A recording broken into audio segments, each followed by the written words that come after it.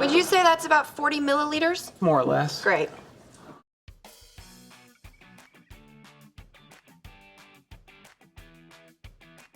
Number 8, Kaley Cuoco's tears. Oh, that's gonna make me cry. Apparently, actress Kaley Cuoco was the big crier on set. Our sweet Penny would tear up from laughing, but was also known to cry during emotional scenes. And not just her scenes either. We've been getting super emotional. We were doing a scene before the holiday, and we were just blocking, and we were the only two in it, and just kind of rehearsing the scene, and out of nowhere, I just started bawling. Yeah. It's been said that her eyes would even water behind the scenes while watching other actors in moving scenes, like when Sheldon proposed to Amy. Word has it she wasn't the only cast member to do so either. Now, obviously there were times when the writers asked for the waterworks. And my two dearest friends in the world, Penny Hofstadter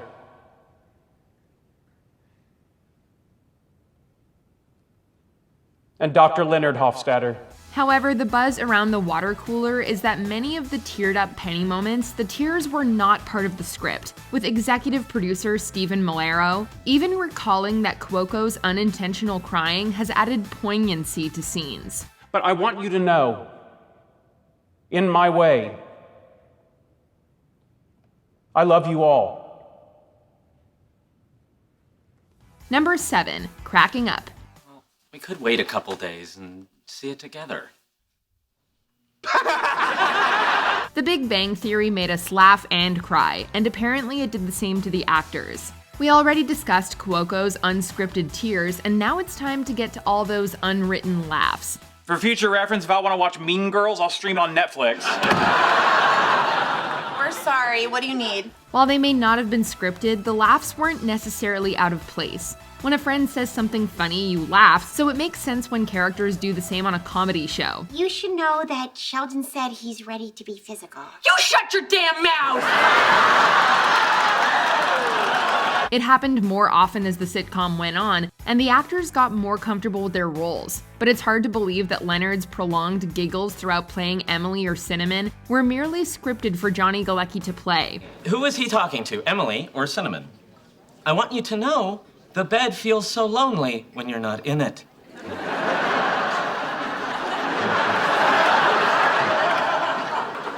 Just watch as the actor's face turns red on more than one occasion as he tries to keep the laughing to a minimum. I'm gonna say cinnamon. Yes! Come on! Number 6, a page from the roommate agreement lands squarely on Sheldon's shoulder. Remember when Penny got Leonard to pretend that they were back together to make her father happy? And remember that they don't let Sheldon in on it, so he writes up a new Penny-specific section of the roommate agreement? In the meantime, I'd like to go over some proposed changes to the roommate agreement, specifically to address Penny's annoying personal habit. Now watch what happened when Leonard told him that they had broken up again. Just so you know, I was up all night, but I have finally completed the Penny-specific section of the new roommate agreement. Yeah, well, not necessary. We broke up again. Okay, so while we don't have any proof that this moment was unscripted, we feel pretty safe putting it on the list. And you know what? If it was written that one single piece of paper was supposed to float down and land on Sheldon's shoulder, and actor Jim Parsons was able to nail this on purpose, then we will give him a standing ovation and happily post a retraction. Do you even think about other people, Leonard? Do you? Number 5, Will Wheaton in Star Trek uniform. T-minus 15 minutes! Oh, did you hear from Will? Yeah, he's on his way. Will Wheaton had many great moments playing a fictionalized version of himself, but one of the best has got to be the time he showed up at the Star Wars premiere in a Star Trek costume. What is everyone booing at? And according to Will, the idea to come out in full Mr. Spock gear was a complete improvisation.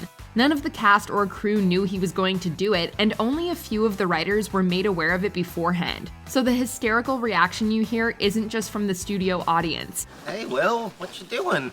I was on Star Trek, just rooting for the home team. Star Trek stinks! Yeah, live long and suck it! As Wheaton said, quote, "When you can make the crew laugh, when you can kill the crew on a sitcom, it feels really, really, really good. It's like hitting a home run. Will definitely hit a home run that time." Oh, I'm just having fun. Everyone takes Star Wars so seriously. Like, if the movie's bad, it's gonna ruin their lives. Is it bad? Did you hear something? Oh my god, it's bad. Somebody kill me. Number 4, Stuart saying the L word to Penny. We meet again. Unlike other characters on the show who grew and evolved over the course of the series, Stuart seemingly went in the other direction, regressing from confident artist to sweet, desperate loser. Okay, you've got my number. Now give me the picture. Well, you drive a hard bargain. But here. And it all began with an unscripted I love you to Penny in season 3. And no, it wasn't Leonard's unreturned words of adoration. It was the quietly mumbled I love you Stuart expressed to Penny when she and Leonard came to the store to find Sheldon. Is everything okay? What do you mean? Sheldon told me you and Leonard are having a fight. Oh, yeah, kind of. It's no big thing. Oh, good. I love you. The writers hadn't written that line in the script, but they really liked how it turned out when he said it. And according to actor Kevin Sussman, quote, after that moment, they started having me back. And I noticed that they started having the character of Stuart sort of regress. Hey, Stuart, got any plans Thursday night? My doctor's worried about my circulation, so I was thinking about walking around the mall. Number 3, Kaley Cuoco's broken leg. No, we aren't talking about the time Penny fell in the shower. We're talking about the time Kaley fell off a horse. And I heard. No, I really did. And I thought he landed on leaves. And I was hoping it was leaves I was hearing crackling, but that was my bones. Some fans might be aware that Penny is the only member of the original 5 to have not appeared in every episode. That wasn't how the writers originally planned it, though. Sheldon? Hello. What are you doing here? Penny had to be written out of the 5th and 6th episodes of season 4 after she had a horse riding accident and broke her leg. They're not writing it in, which, I'm not going to question it. I was kind of shocked. I thought they were going to, but they're just going to be hiding me, kind of like when you're pregnant. So I thought, this is great. I can eat whatever I want. Become the size of Texas. No one will know. Because they're going to have me a bartender now, so everything will be up to here. But although it was definitely a tough time for Cuoco, the accident worked out well for Penny, as it got her a promotion from waitress to bartender so that they could film her without showing the bottom half of her body upon her return. Okay, Sheldon, what can I get you? Alcohol. Could you be a little more specific? Ethyl alcohol. 40 milliliters. Number 2, Bernadette's voice. One of Bernadette's most memorable traits was her high-pitched voice, but you may remember that it wasn't always that high. Oh yeah? Does your mother call you every day at work to see if you've had a healthy lunch? My mother calls me at work to see if I had a healthy bowel movement. When we first meet Bernie on her date with Howard, her tone is much more normal, and it isn't until a few appearances later that her voice has made the noticeable climb up Pitch Mountain.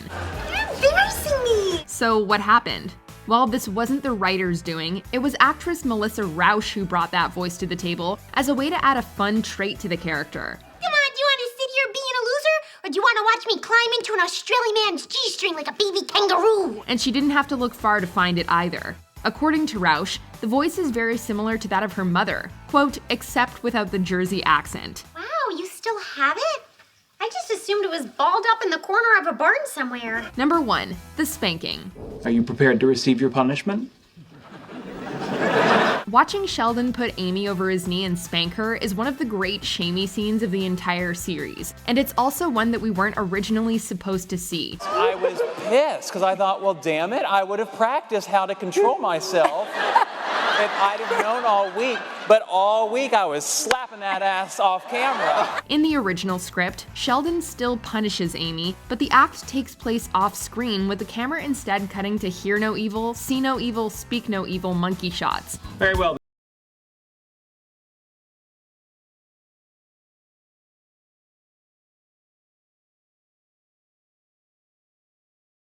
Oh my. We'll admit that monkeys acting like people is funny, but not as funny as seeing our uptight Sheldon putting hand to booty and seeing Amy's perfectly enjoyable reaction, which might not have been as much acting as you think.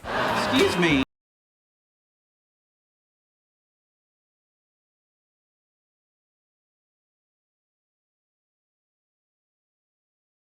I will. As Jim Parsons said of his co-star Mayim Bialik, quote, you have no idea how game this one is for that. I'm not kidding. What? You are like... Do you agree with our picks? Check out this other recent clip from Ms. Mojo and be sure to subscribe and ring the bell to be notified about our latest videos.